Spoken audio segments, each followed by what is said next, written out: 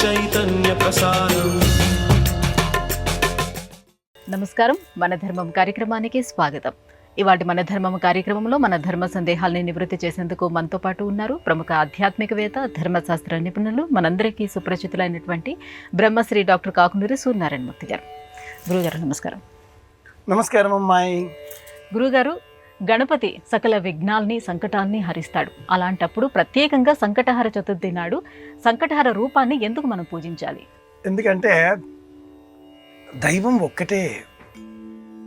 ఈ జ్ఞానం మనకు కలగాలి అంటే దైవానికి ఎన్ని నామాలు ఉన్నాయో ముందు తెలుసుకోవాలి. నానా రూపధరో భూత్వా, ఇక్కడ ఉంగరం అంటాం, ఇక్కడ కడియం అంటాం, ఇక్కడ గొలుసు అంటాం, ఇక్కడ కమ్మ అంటాం. కానీ అన్నింటిలో ఉండే వస్తువు బంగారం. రూపాలు వేరు కావచ్చు, అర్థం ఒక్కటే, అంతరార్థం ఒక్కటే. మనుషులు వేరువేరుగా మనకు అనిపిస్తున్నారు, కానీ అందరిలో ఉండేటటువంటి ప్రాణశక్తి అది ఒకటే, దైవం. అలాంటి ఆ దైవాన్ని గణపతిగా పూజించే సందర్భంలో గణపతి సంకటములను తొలగించే దైవం.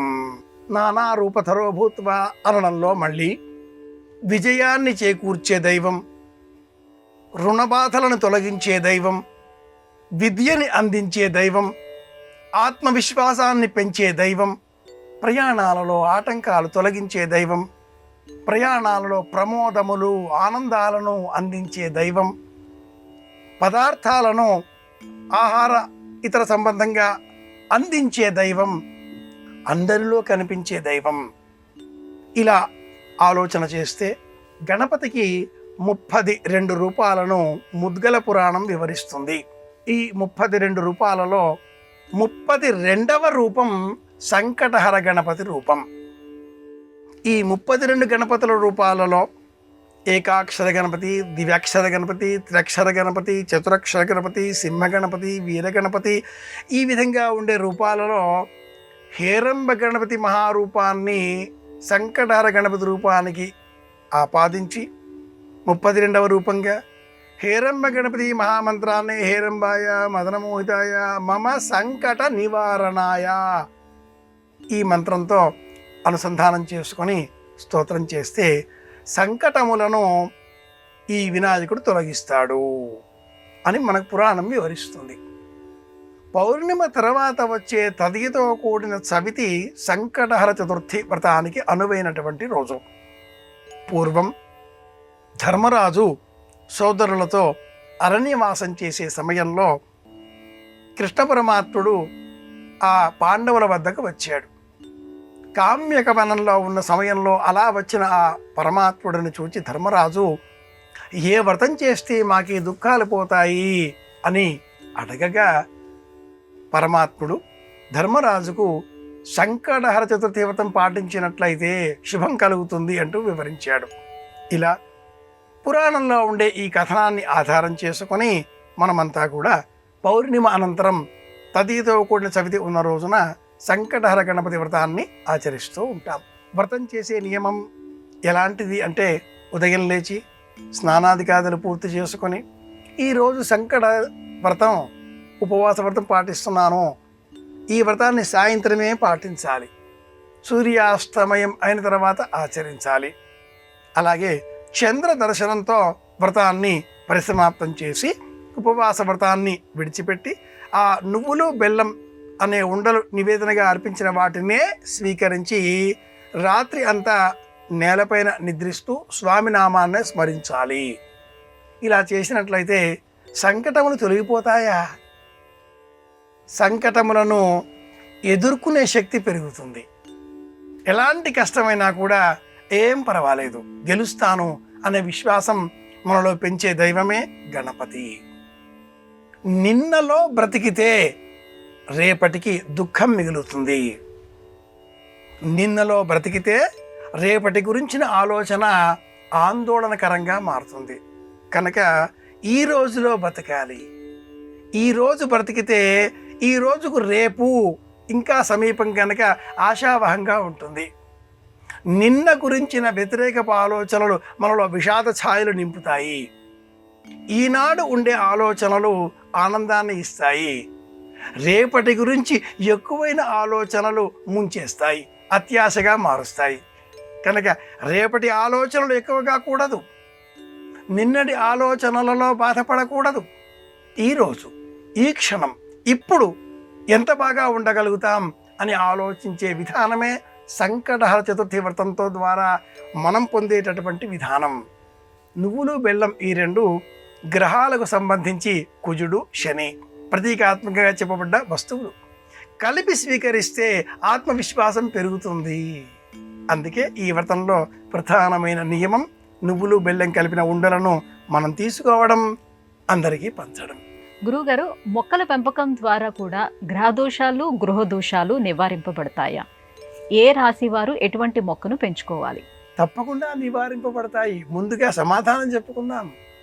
రాశుల సంగతి, నక్షత్రాల సంగతి తదుపరి అంశం. కానీ గ్రహదోషాలు కానీ గృహదోషాలు కానీ తొలగించుకోవాలి అంటే మొక్కల పెంపకమే సులభమైన, అత్యద్భుతమైన, అంత ఉపయోగకరమైన, ఆనందదాయకమైన మార్గం.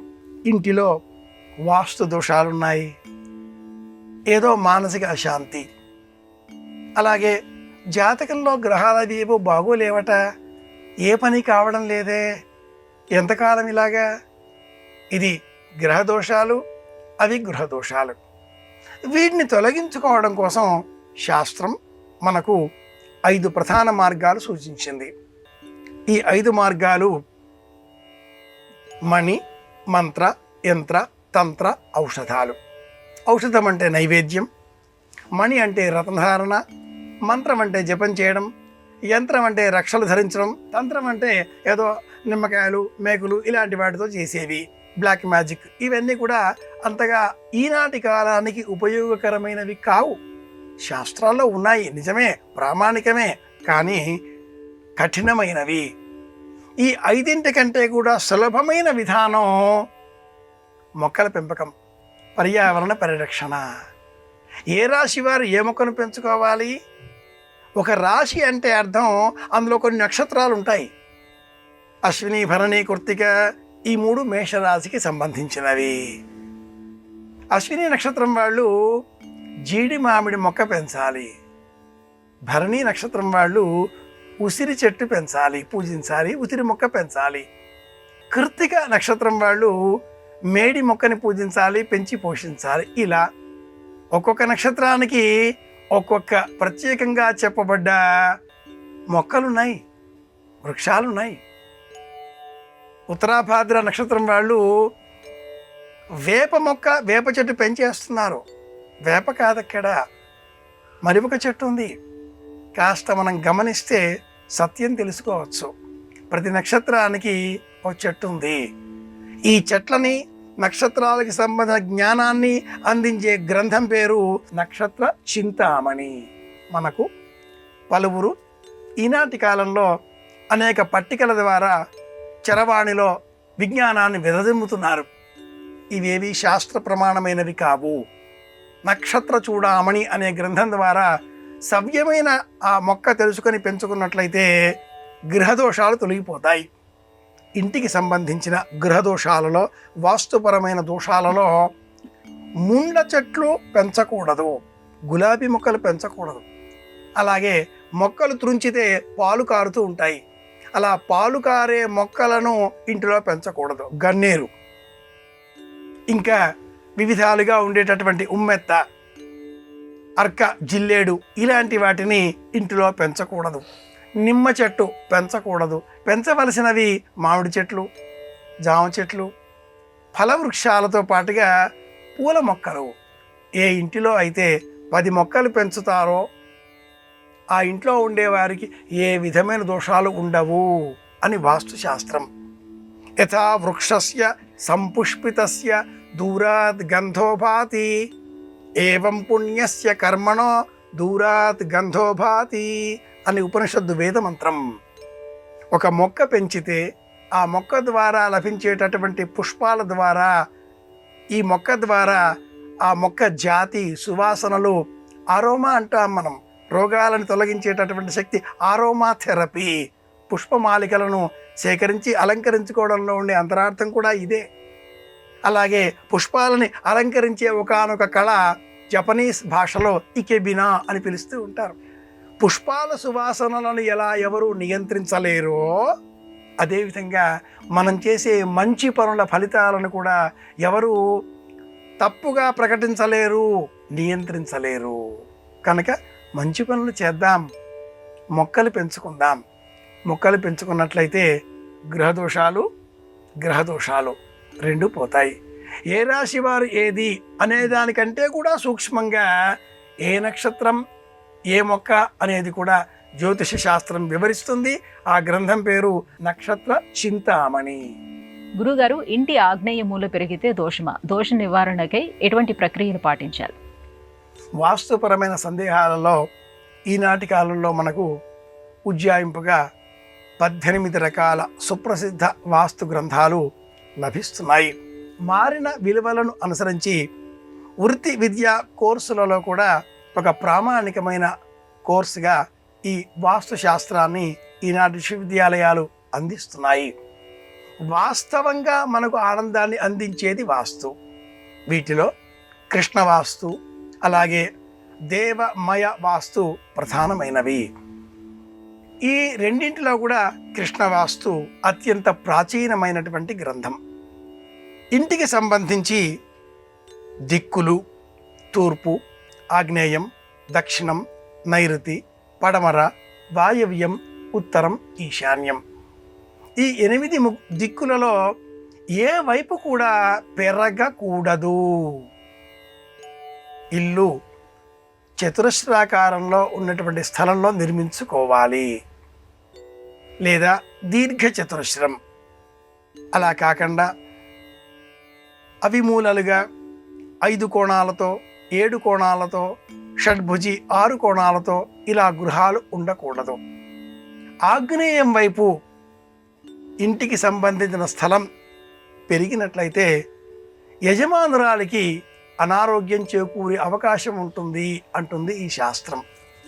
అలాగే నైరుతి దిక్కు పెరిగితే యజమానికి అనారోగ్యం, వాయవ్యం పెరిగితే సంతానానికి ప్రవాసం, ఈశాన్యం పెరిగితే లాభం కానీ ఆందోళనకరం, దుఃఖభాజనం.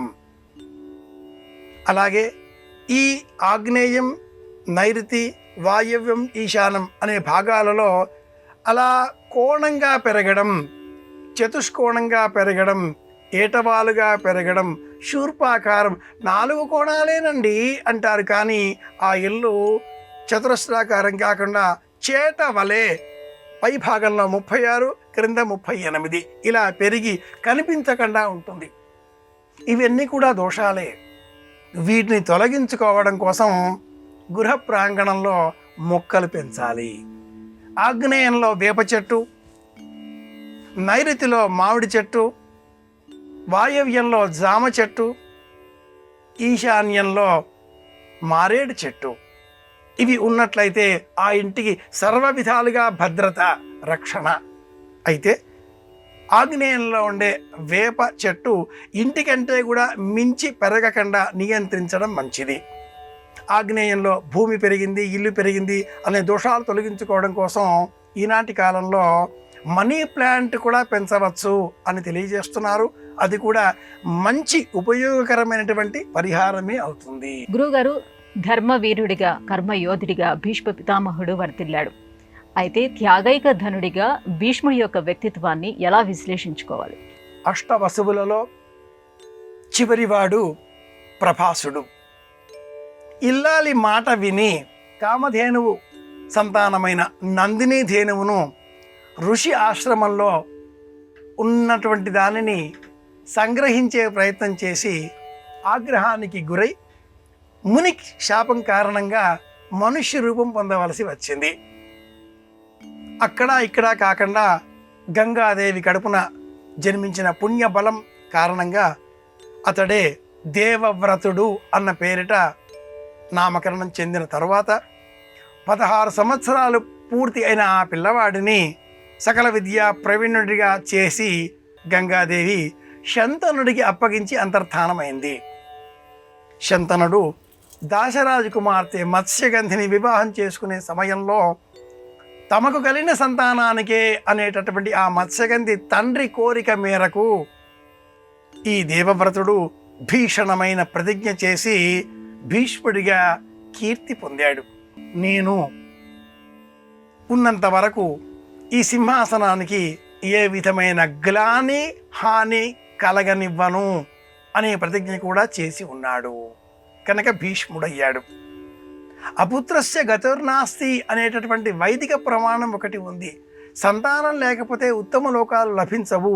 కుమారులు కుమార్తెలు ఎవరైనా వివాహానికి ప్రయోజనం సంతానం కలగడం, సంతానం కారణంగానే ఉత్తమ లోకాలలో మనకు ప్రవేశం.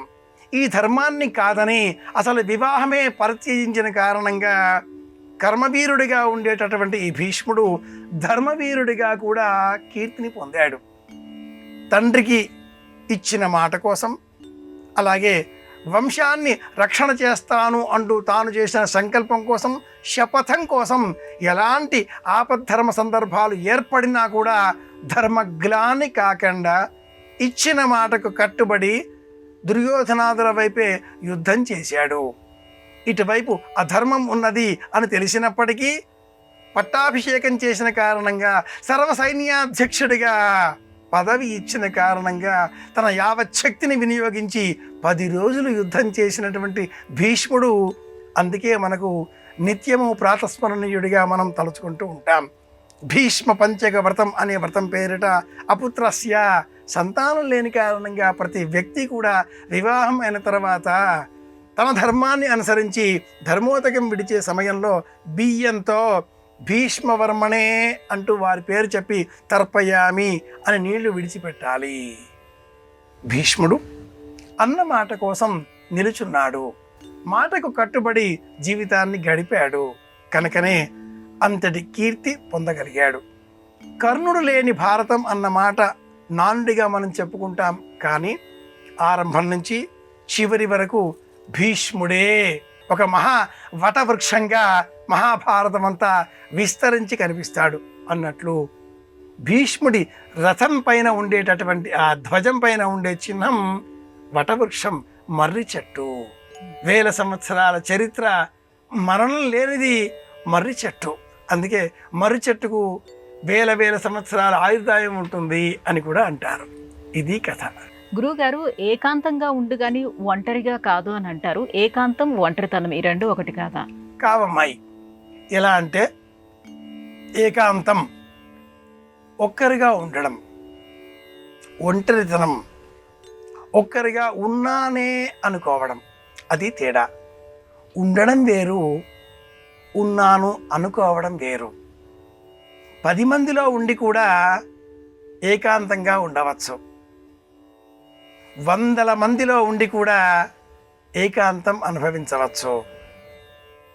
ఒంటరితనం కూడా 1000 మందిలో ఉండి ఒంటరితనం అనుభవించవచ్చు. రెండింటికి తేడా ఒకటే, ఉండడం, అనుకోవడం. అందరితో కలిసి కలివిడిగా మాట్లాడుతూ కలిసిమెలిసి ఉంటూ ఆనందంగా వ్యవహరిస్తే కలుపుగోలుతనం కలవారు అని అందరూ మనల్ని గుర్తిస్తారు. ఇది ఒంటరితనాన్ని పోగొడుతుంది. ఏకాంతం ఆత్మగతమైన జ్ఞానానికి సంబంధించింది.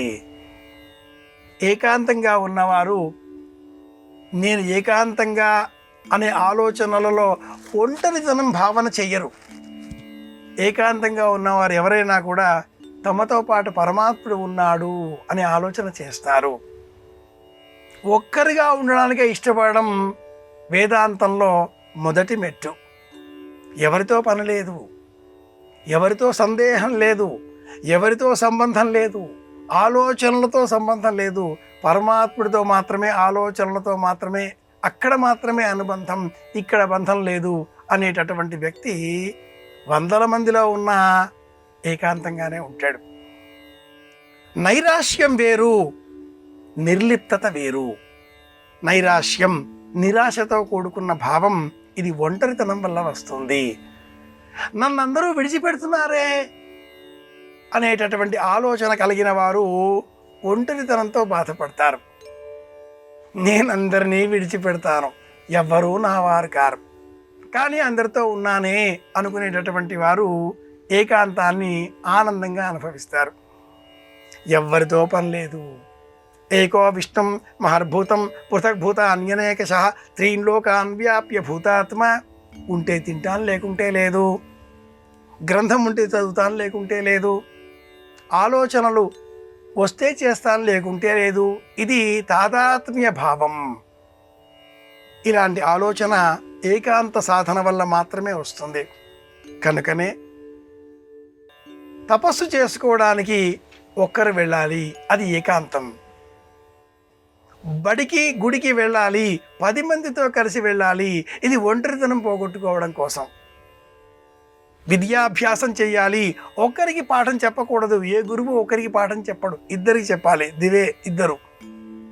అలాగే ఈ ఇద్దరు కలిపి నేర్చుకునే సమయంలో ఒకరిది ఒకరు చెప్పుకుంటూ వింటూ తెలుసుకుంటూ జ్ఞానాన్ని పెంచుకుంటూ ఉంటారు. ఇది ఒంటరితనం పోగొట్టుకోవడం. ఎక్కడైతే ఒంటరితనం ఉండదో అక్కడ ఆత్మవిశ్వాసం పెరుగుతుంది. క్రమేణా ఈ ఒంటరితనంలో మనతో పాటు ఉండే ఇతరులందరూ విడిపోతూ విడిపోతూ విడిపోతూ పరమాత్ముడి స్థానం వచ్చి చేరడంతో ఏకాంతం అలవడుతుంది. ఈ ఏకాంతం పరమోత్తమమైనటువంటి స్థితి.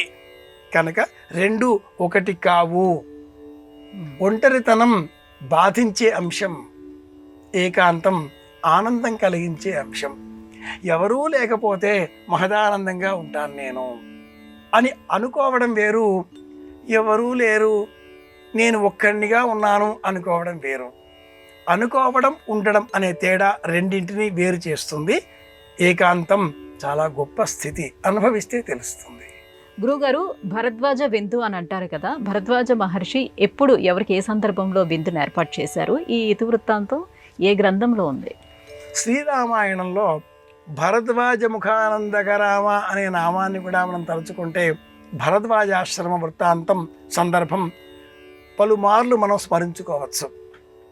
సీతా సమేతంగా రామచంద్రమూర్తి ఋష్యాశ్రమాలను సందర్శించే సమయంలో భరద్వాజాశ్రమం చేరుతాడు. అలా చేరినప్పుడు సీతా సమేత రామచంద్రమూర్తికి భరద్వాజ మహర్షి విందు ఏర్పాటు చేస్తాడు. పరమాత్ముడు ప్రత్యక్షంగా పదార్థాన్ని స్వీకరించిన సందర్భాలు చాలా అరుదు. శబరి ఆశ్రమంలో ఆమె ఇచ్చిన పళ్ళు తిన్నాడు. అలాగే కృష్ణావతార సమయంలో గోగోప గోపికలతో వెన్నముద్దలు ఆరగించాడు. ఇలాంటి మధుర ఘట్టాలు చాలా అల్పం. వీటితో సమానమైనది భారద్వాజాశ్రమంలో ఆ మహర్షి ఈ దంపతులకు అందించిన విందు. అలాగే మళ్ళీ రావణ సంహారం అనంతరం సీతా సమేతుడైన రామచంద్రమూర్తి పుష్పక విమానాన్ని అధిరోహించి తిరిగి వస్తూ ప్రయాణంలో తాను ఏ చెట్టు వద్ద, ఏ వృక్షం వద్ద, ఏ కొండ వద్ద, ఏ బండ వద్ద నీ గురించి అడిగానో అనే వివరాలు సీతాదేవికి తెలియజేస్తూ ఇక్కడే అక్కడే అంటూ చెబుతూ, ఇది కర్కాటక రాశి వారికి సంబంధించినటువంటి ఆలోచనలు ఇలా ఉంటాయి. వాళ్ళు ఎప్పుడు చంద్ర నక్షత్రం కాబట్టి ఇలా వ్యవహరిస్తారు. అలా తిరుగుతూ తిరుగుతూ ఇదే భారద్వాజ మహర్షి ఆశ్రమం కదా అని గుర్తు చేసి పుష్పక విమానాన్ని అక్కడ నేలపైకి దించడంతో ఆ మహర్షి సీత లక్ష్మణ సమేతుడైన రామచంద్రమూర్తితో సహా యావత్తు వానర సైన్యానికి కూడా భారద్వాజ మహర్షి అత్యద్భుతమైన విందు ఏర్పాట్లు చేస్తాడు. అయోధ్య నగరంలో మళ్ళీ ఇలాంటి సందర్భమే మరి ఒకటి మనం గమనించవచ్చు. పట్టాభిషేక సమయంలో కూడా అక్కడ భరతుడు ఇలాంటి ఏర్పాటు చేస్తాడు. కానీ నాణ్యతో భారద్వాజ మహర్షి ఏర్పాటు చేసినటువంటి విందుతో సమానమైన విందు మరి ఒకటి లేదు అని ఈ పురాణ గాథలలో మనం గమనించవలసిన అంశం అవుతుంది. అతిథిని గౌరవించడం, సన్మానించడం, లేక అతిథి మర్యాదలలో ఆ భోజన పదార్థాలని ఎలా అందించాలి అనే అంశాలను కూడా మనం భారద్వాజుని విందు ద్వారా తెలుసుకోవచ్చు. గురుగారు, ఇవాటి మన ధర్మం కార్యక్రమంలో మాకు వచ్చినటువంటి ధర్మ సందేహాలన్నీ కూడా నివృత్తి చేసినందుకు ధన్యవాదాలండి. కృష్ణార్పణం. ఇది ఇవాల్టి మన ధర్మం కార్యక్రమం. రేపటి మన ధర్మం కార్యక్రమంలో మళ్ళీ కలుసుకుందాం. నమస్కారం. ఈ కార్యక్రమాన్ని తిరిగి చూడాలనుకుంటే www.youtube.com/ETV Life Spiritual లో చూడవచ్చు.